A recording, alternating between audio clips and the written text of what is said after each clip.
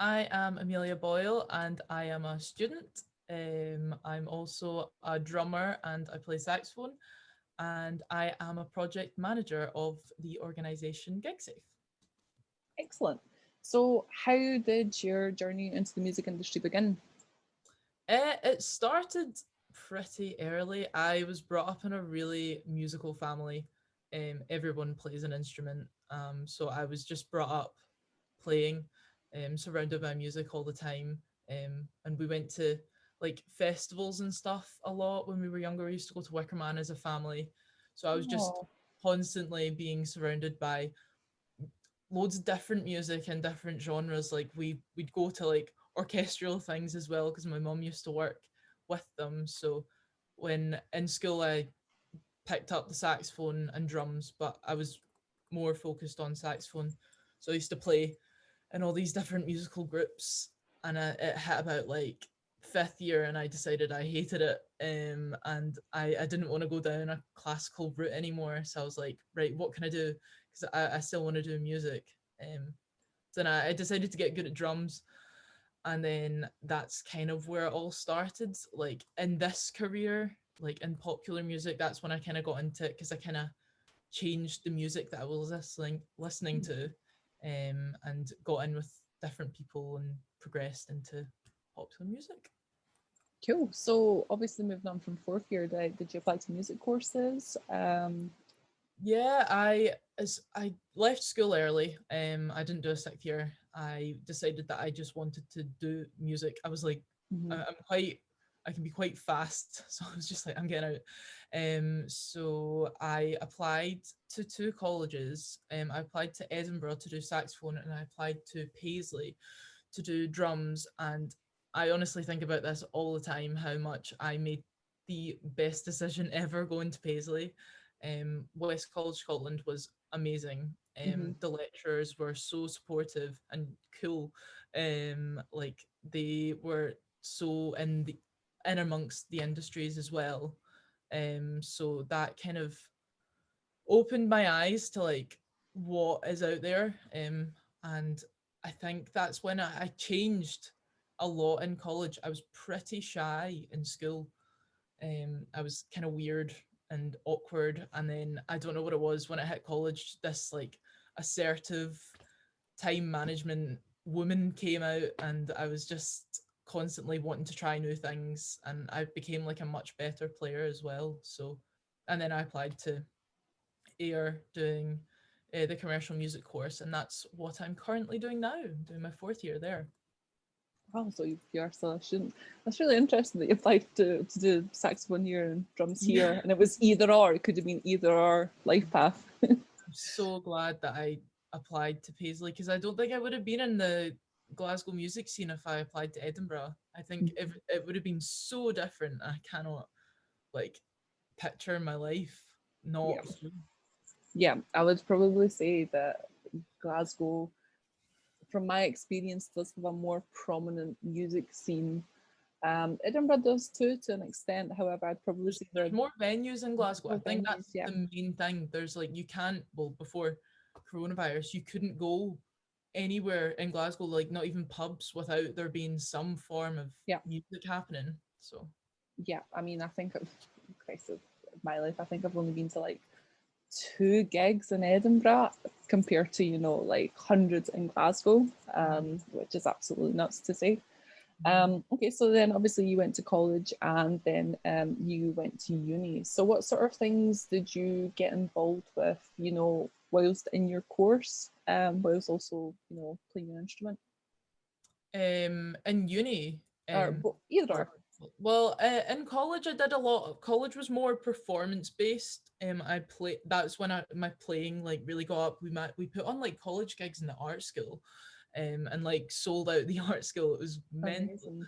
Um, and that gave me loads of opportunities into like even recording and like setting up studios. That's where I learned how to do all that. And then when I got to uni, that was like the whole business side of things. Like in third and fourth year, this course is like focused on business and like how you progress in these industries. So Hmm. I think that really built on what I had. And then I've managed to start up projects with uni, which is good.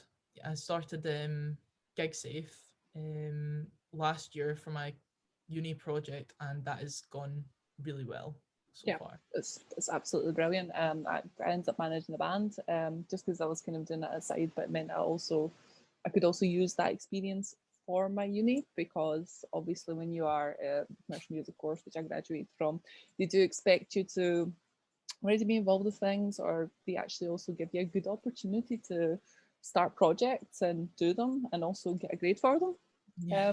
It's really, really cool actually. So what is GigSafe, and how did the idea for it come about? So the idea came when, because the kind of project was, you need to find something that's not in music, and I've been so many gigs, and I felt unsafe. So GigSafe is a team of people that I made, well, got in touch with, and we station ourselves at live events with a help desk, and it's just to provide a sense of security that anyone that needs it, whether that be for like harassment, discrimination, or if they're just having a general anxiety about being there. So we're there for them to come and talk to us, and we will provide an ear for them. Okay, so it's usually like you're just stationed somewhere within a venue where Yeah. the crowd can see you, and you kind of sit there like, come talk to Yeah, us. so we sit there with all our leaflets, and we're like a third party. We're not spotters. Like we don't sit there and like watch for something to happen. That's not what we do. We are there for the person, so they will come and talk to us if they feel comfortable talking to us, because it can be pretty scary going up to a bouncer or staff sometimes.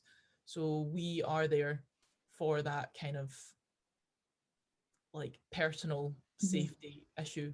Yeah. Okay, yeah. So if there was a situation was to arise, you would then obviously alert the appropriate Yeah, authority there's figure yeah. that this was Um, something that was happening. yeah, because we need to inform staff about anything that happens, because it's their venue. They need to know what's going on. But it's like there's a certain process to do it. And yeah, it's just trying to. It's also, we work with staff. Like, we don't want people to think that we're there instead of staff. Like, we are working together to make these venues a safer experience for everyone. Hmm. So what sorts of venues do you base yourself in, and how do you select what venues and what events you go to? So at first, I just emailed all the venues that I could think of, just being like, "Hi, this is a project, blah blah blah blah blah," and it was Sleazy's that got in touch with us and was just like, "We'll have you in a certain amount of times a week," and so we were in 3 nights a week for about a month, um, and that was where we mainly were, but we weren't like with work just working with sleazies. We were doing other events, but it was like promoters and bands that were inviting us to go. So it's mainly small capacity venues. I think the biggest venue that we've done is the garage. Um, and we've done like 3 different venues in one night. That was hectic. Because I had to, because there's no service in these venues, so I'm trying to like text other volunteers, just being like, is everything going okay at these like other events that are going on right now? And obviously I wasn't getting any response, because there's no venue, there's no Wi-Fi like down in these underground venues. So Yeah, yeah.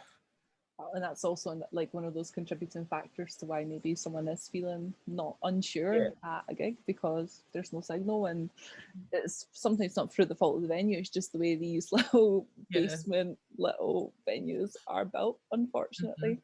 Well, it's a really, really interesting project that obviously you started, and it's very impactful as well. And there are not everyone is as brave, to even go to gigs. I'd love to go to a gig myself, but again, sometimes I feel as a female I Yeah. couldn't do that. Well, we had, it was, oh God, I was honestly so chuffed by it. We had this guy come and tag gig, and he was just like, yeah, I knew you guys were coming here, so I thought I'd come along. And I was just like, I'm so glad that this is working. Like, Totally, yeah. And it's it's not through any fault of the staff or the promoters that they put these events on. Sometimes it's situations out with, but obviously knowing that there's an entity there Because sometimes the staff are busy. I mean, busy bar, like how can you go up to a Yeah. staff member if you're not feeling safe? Maybe the bouncer doesn't look friendly enough either. And And also there's sometimes, only really one member of staff like working, because it's usually in these small venues, it's like one person on the bar down the stairs and that's it.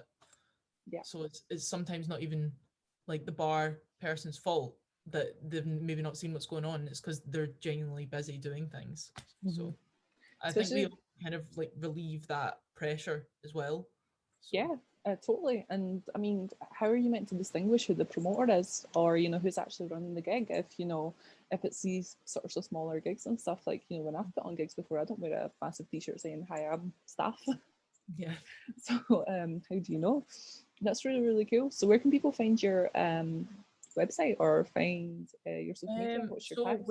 we're on Instagram, Facebook, and Twitter, and it's Gig Safe Glasgow on all of them. And then our website is gigsafeglasgow.co.uk, and we've got loads of resources and stuff on there, because we've had to kind of work online, and just kind of stay present online. So we've got loads of sources to do with mental health on there as well. Mhm. Excellent. That's really really cool. Um, okay, so what are some of the other projects that you're currently involved in as well? So I guess my band would count as a project. Yes. I'm in a band called Brontes. I'm the drummer for them, and also I songwrite as well. And we actually haven't managed to play a gig yet, which is really sad. We were about to, and then coronavirus happened. Yeah. Um, but we managed to do quite a lot of writing over summer when it was safe to practice. But now we've just got a full set with nowhere to play it. So we're hoping to get some recording done Hmm. soon. So because we've had to kind of change the way that we're gonna put ourselves out there.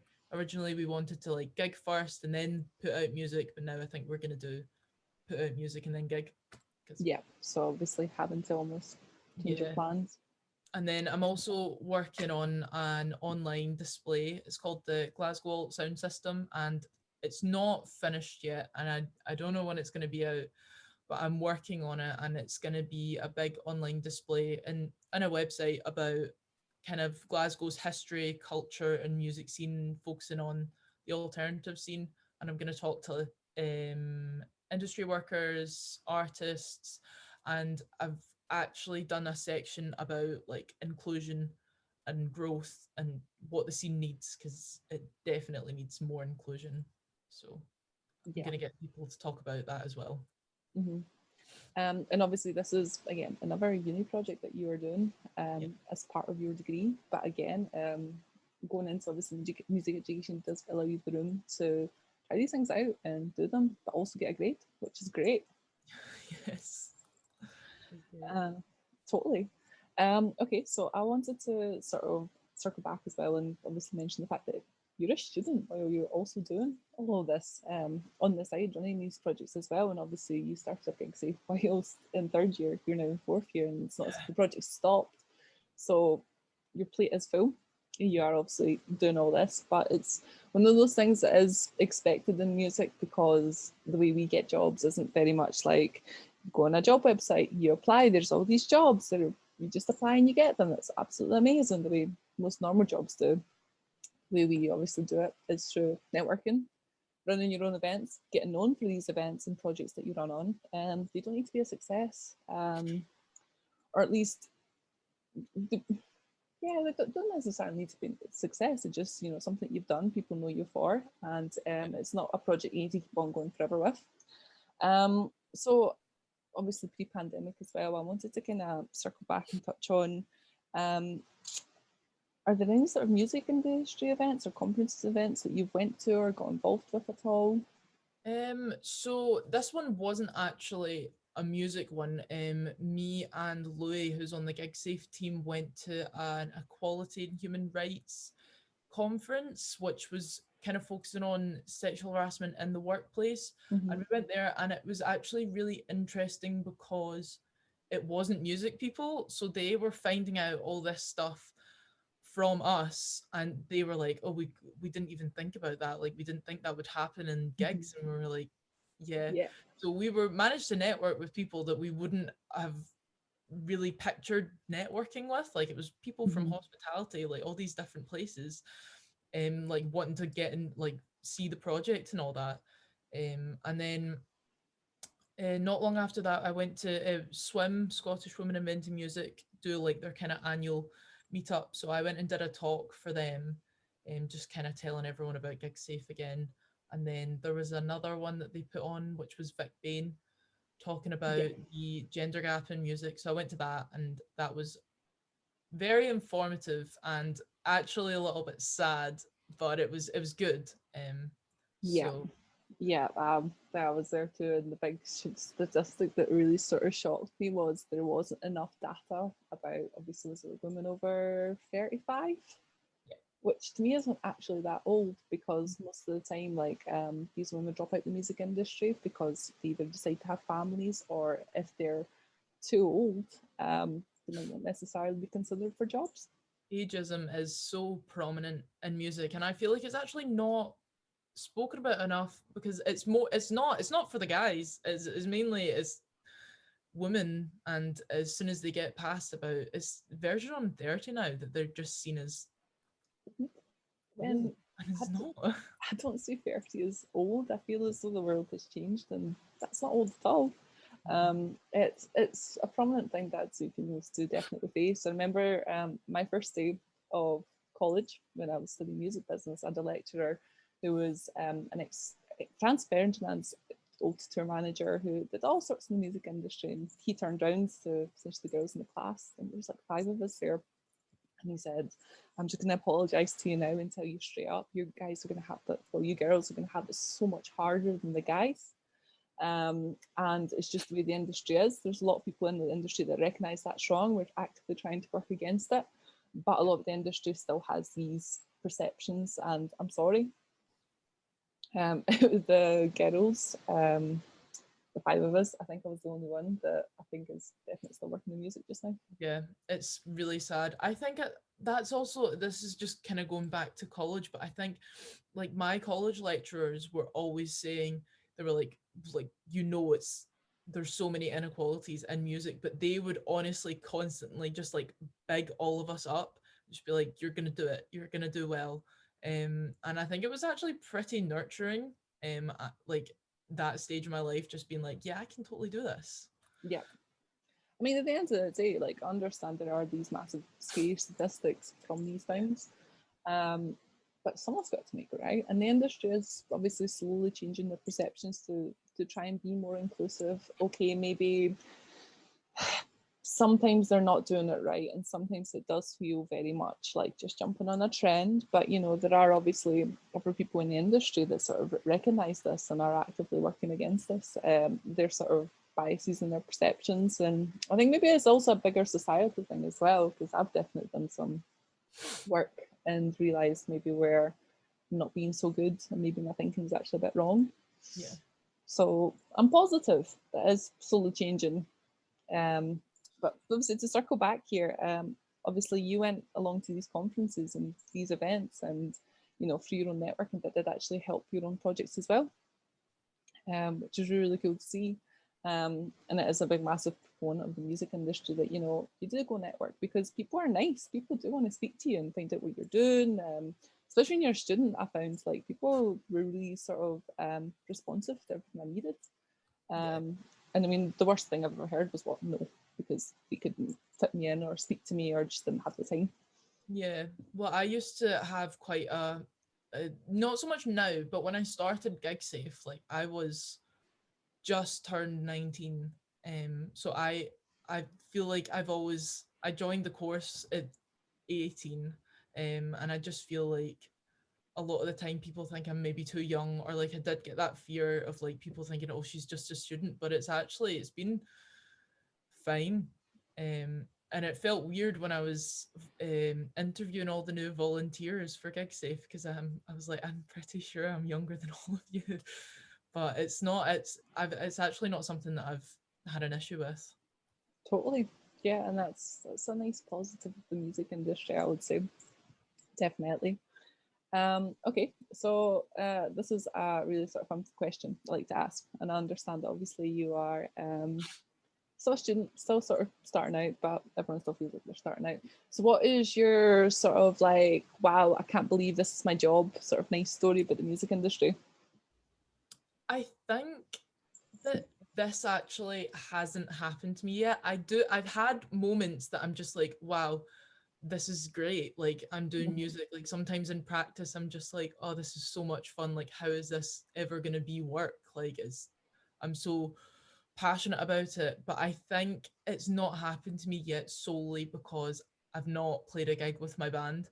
I think it will happen as soon as I do, because it's that way that it's like these are songs that I've written, I've co-written these songs, and I'm getting to play Yeah, it live to people, and I'm making money from doing it. I think that is going to be the moment that that happens, but obviously we've not played a gig yet, so and so you're just sort of waiting for that sort I'm of just thing waiting for it. Yeah. to happen and stuff.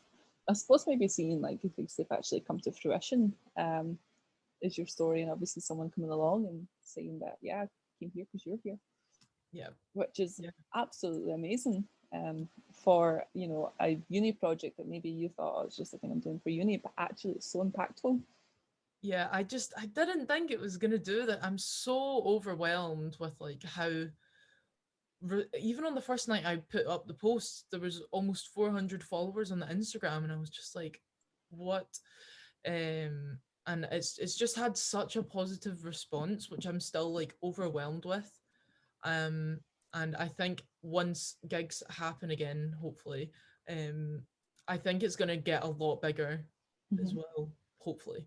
But I do think because we honestly the book that I had, um, with all the dates coming up for gigs was filling up so fast. Like May was hectic, and then obviously it never happened. So It's one of those things. We have really been affected by COVID, unfortunately. Obviously, you can't play with your band, you can't do anything with gig safe, you can't bring any sort of projects to real life right now, which is absolutely horrifying, to be honest. And it's obviously we're now in 2021. Did not expect it to go on this long, but no, maybe that's just being naive. yeah, Hindsight is a beautiful thing, but I'm positive that things will actually come back, because it's not as if the music industry is currently dying. It's just at a standstill. yeah. And it's just, I think also, I think a lot of musicians have realized through the pandemic that the lack of support from the government has been it's been a kick in the teeth, I think, Yeah, because we bring so much revenue to this economy, and we don't seem to be getting anything back, which is a shame. it can be quite disheartening sort of looking at this when you're a student, because it's a little bit like, I'm studying this, I'm looking to maybe get a job in this and obviously get some security after education with it, and it doesn't seem as though there is very much support. Mm-mm. I personally have went through those sorts of motions, but I'm optimistic that once we get live music back and everything does resurface, that it does kind of keep on ticking, because it's not as if people have suddenly lost interest in music. We're not a dying industry. We're just can't do very much right now. No. Was it the first to shut down and the last one to come back? Yep. Oh God. It's hard hitting, and I'm a bit worried about Brexit because I did an essay on like stuff that Brexit could do like Mm-hmm. last year, and now I was like, oh no, surely it's not going to happen. Now it's all happening. So Yeah, yeah, I mean, the positive, positive. Bringing back to the fact that obviously you are a student. This was an essay that obviously you could do for uni, which obviously again did actually help your sort of understanding of the industry as a whole. I know I found that particularly in this masters that I wrote an essay on sort of like the virtual world and virtual events, and that's obviously arising in the pandemic. So obviously I had to spend a lot of time researching this, but obviously that does mean that when I eventually do go to employers, I can be like, here's my essay, this is what I covered it on, look how much knowledge I have on this one subject, yeah, which is sort of really cool. Yeah, I just find it really interesting because obviously you're coming from a performer perspective and you've almost been thrust into this business element. Like, did you ever expect to be as involved in maybe say the music business side of it, being a no, honestly, performer? No, I honestly thought, I still, performance is definitely still at the top. Like I that's all I want to do. Like I want to be a professional performer. Hmm. But I did not think that I would be in charge of a team of people and, like, I don't know, creating a social media presence. Like this is something that I just didn't expect, but I don't regret it. Like I'm having a great time doing it. And I've met so many people. But I think a lot of networking, which is something that I realized is obviously I'm managing to network a bit with this project and everything, but I did so much of my networking at gigs. And even gigs that I went to for fun, like gigs that I maybe went to go see my pals, or just like a gig that I liked, I would be networking without even knowing it. And that's just not there anymore. So it's mental how it's almost been a year since that's even been going on. It's been difficult not having that element, and it does almost make you feel very removed. I've personally felt that. I've felt almost alienated for this, but when it does come back, we will all essentially appreciate what we lost and Yeah. almost do it twice as hard. Like I'm Yes. hopeful anyway. I always keep saying this, but like I am never ever gonna turn down a little like £5 on the door Tuesday night gig because I'm No. tired and can't be I bothered. There's I no way. don't even care if they're terrible, or like if I would go and see anything, Yeah.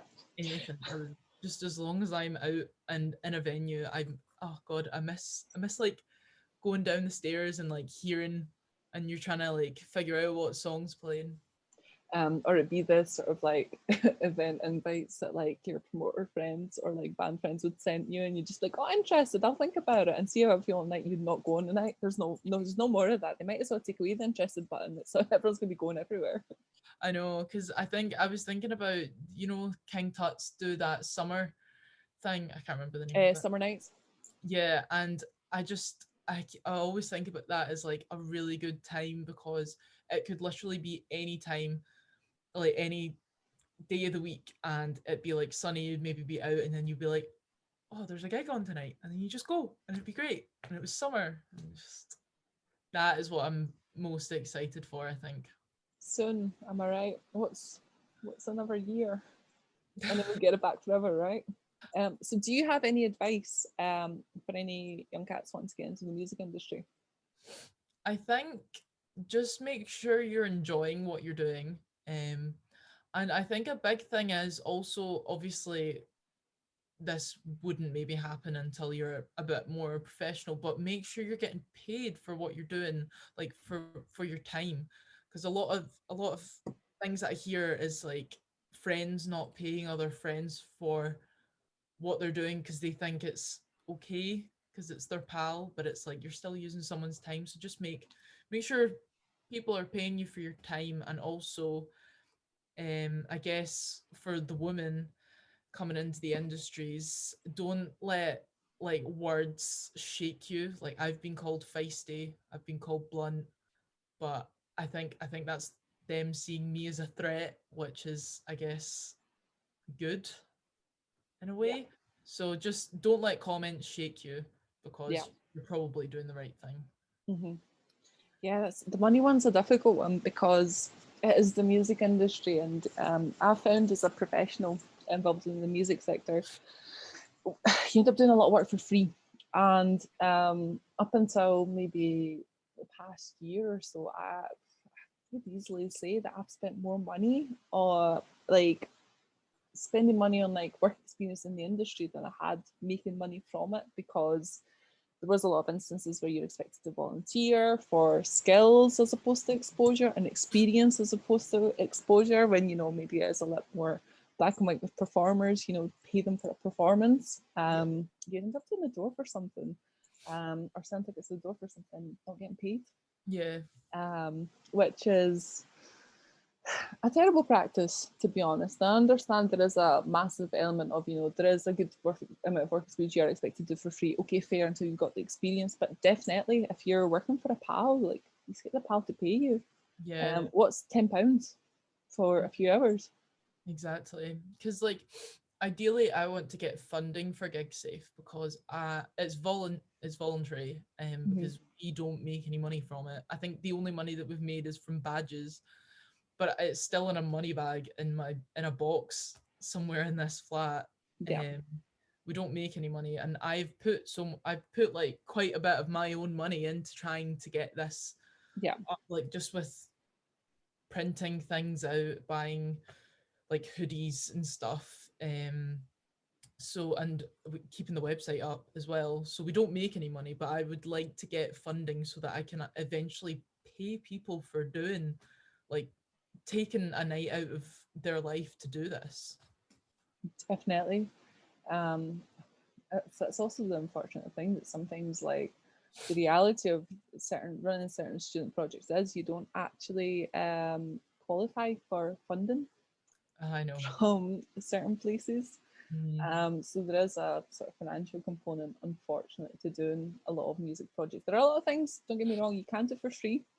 Mm-hmm. It's totally cool. And the only thing you spend is essentially your time. But it can be hard. And I definitely say this music industry is not for the faint-hearted, Yeah. which is just a reality, unfortunately. But at the same time, it's probably the best industry there is. Yes. I would never change it. I saw that, like, when I was doing one of those last essays, last semester, that like it's really rare for musicians to qualify for a pension, and I was just like, do you know what? It's fun. I'm gonna stick at it. Also, by that point, things might change. Yeah,